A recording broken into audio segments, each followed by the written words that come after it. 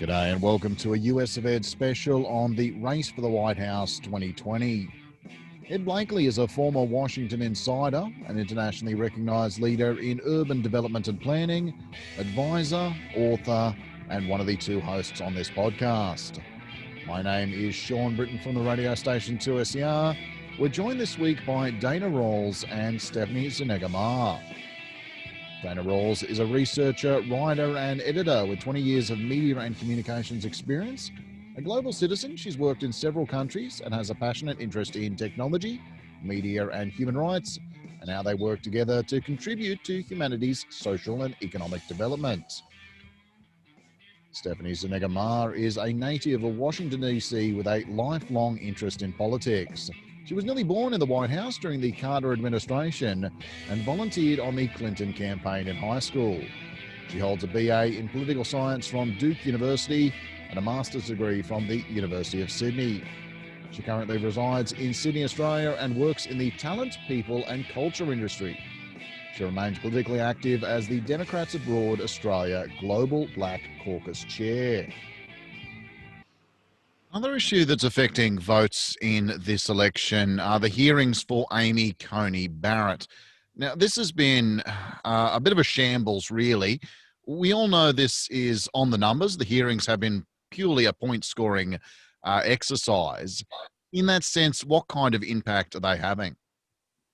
Well, Amy is a Weaver and a Dodger. She and Muhammad Ali could be well matched together and never land a blow because she can sting like a butterfly and flow like a butterfly and sting like a bee. She hasn't scored any judicial points, interestingly enough. So we really don't know where she stands on judicial issues, other than that she's an opportunist. Right. So what the Democrats have done is keep hammering their issues, not just before the courts, but other issues. Like White House pointed out how you buy judges, how Republican judges are bought in the federal system. Others have pointed out that healthcare, like Harris, is the big issue here. Others have brought up social justice issues. So what the Democrats are doing is running their campaign in these hearings. Since the hearings are a sham, they know the only thing she could do is snort some cocaine in the hearings. And that might not even do it. Exactly. You put out. So when you announce a person's going to be appointed before they even go to the hearings, that game is over. Many people have been critical about Feinstein because she hasn't been vicious in these hearings as she was in the last one. But her reasoning is being vicious will lose votes out in the general public. And what we should do is get votes by running our issues through this device, call it a hearing. So I think the Democrats know what it is. The court is likely to be packed.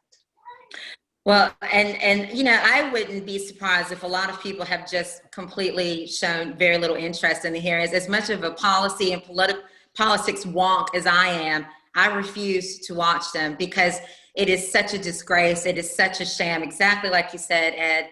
And I do think that Democrats have scored some points. They hurt her a bit with the focus on the Affordable Care Act. They're saying it's very clear that this woman is a threat to Obamacare as well as to abortion, but it almost feels like a moot point in some regards because, as you said, unless she, comes in and snorts cocaine and sacrifices a Romanian orphan on the floor of the Senate of these hearings, nothing's going to change. She will very likely be confirmed, and it will be an absolute and utter travesty for the Supreme Court and for the country.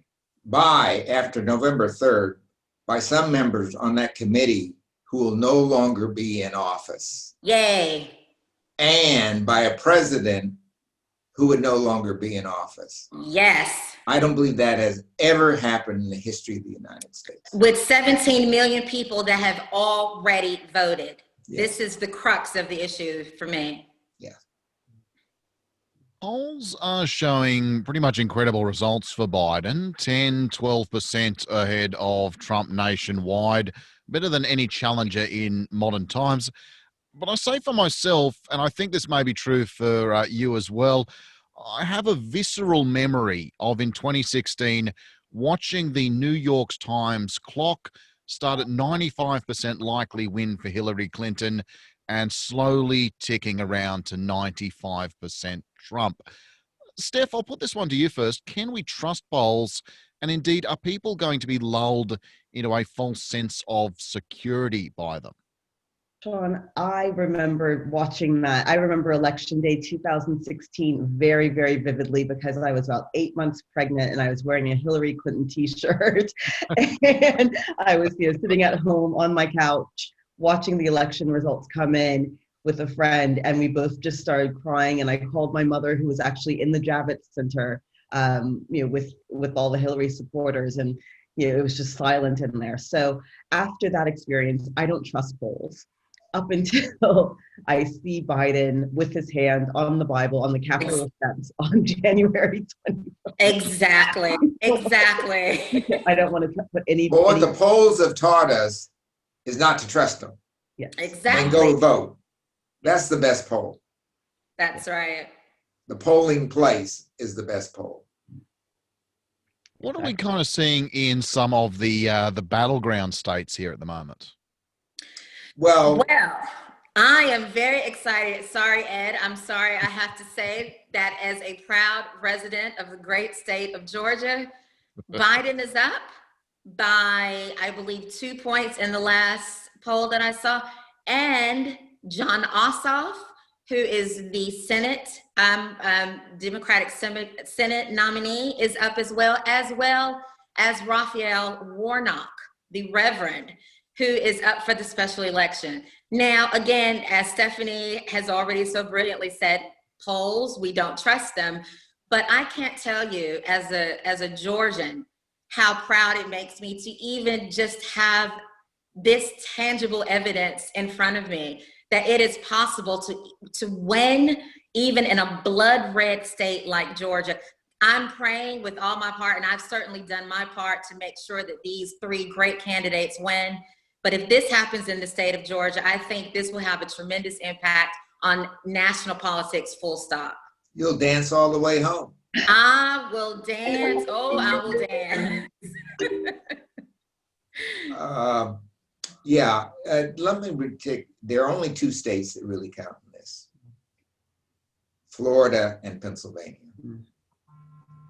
If Biden takes Florida, I think we can take a nap. Okay. If Biden takes Florida, if Trump takes Florida, we have to wait for Pennsylvania. Right, absolutely. So Biden has two bites at the apple. Let's hope he takes the first bite, because it's the only state where Trump believes the elections can be right. He said, my state runs them in the right way. Well, let's hope they run them in the right way, and he is the loser. Actually, this is rather Hillary interesting. Clinton had 100,000 more votes in all four of those industrial states. That's 25,000 per state. If the minority vote had come out in each of those states, Clinton would have won. Exactly. But let's be honest, none of us were excited about Hillary. No. I was. I love Hillary. Let me just put it out there right now. My mother is a classmate of Hillary's from Wellesley, so we're big Hillary people. So yes, please don't talk about my girl. Don't talk bad about my Hillary. But what I'm saying is, she wasn't generating that enthusiasm. No, she And wasn't. people took a punt for Trump. They're not taking the punt for Trump anymore. Well, it astonishes me the number of people who are saying, well, I watched The Celebrity Apprentice and I was such a big fan of his. So of course I'm going to vote for him to be the president. And I that logic just escapes me. That was 16. I know, that was 2016. Now he's still running The Celebrity Apprentice. It's now in the White House. Oh, yeah. Well, and it's been the worst season ever of any reality show. So I'm hoping that these people who were so wowed by his tan, I guess that's what it's supposed to be, and his flowing golden locks and his 6-foot gold letters and this lavish lifestyle that he has portrayed, whether it's actually true or not, I hope that these people have kind of woken up, that they are realizing this is not a game show. This is not something that we should be, playing around with. This is something that's serious. I have to say, and I also think Georgia and Texas might be pretty big states. What do you think in terms of the big battleground ones this year? Oh yeah, absolutely. Yeah. But I'm thinking Trump, if Trump doesn't win Florida, there's no way he can win. Okay. None. Well, a bit of a shine has come off the gold-plated toilet, such as it were. Good. Well, that might be very significant in deciding the Florida race, amongst others, of course, is people are talking about seniors abandoning Trump, which sort of hasn't been helped by Trump's frequent age-related attacks on the supposedly sleepy, senile Joe Biden. The one thing we know about seniors, red or blue, is that they do vote. And they do read. Yeah. What's the impact likely to be this election around seniors? There are three groups of seniors. The Florida seniors tend to be educated seniors who are from someplace in the Northeast usually. And so they read. They've been reading all year long. I saw one of them had a list of every lie Trump told,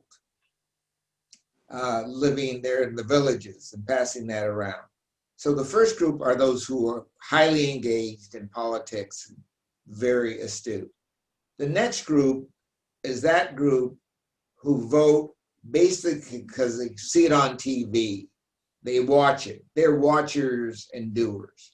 And then the last group, and this is the group that Trump held and he's still holding on to a little bit, is the followers who are evangelicals, who, when you get older, you tend to go to church or join a cause or what have you. Even they're falling away, though.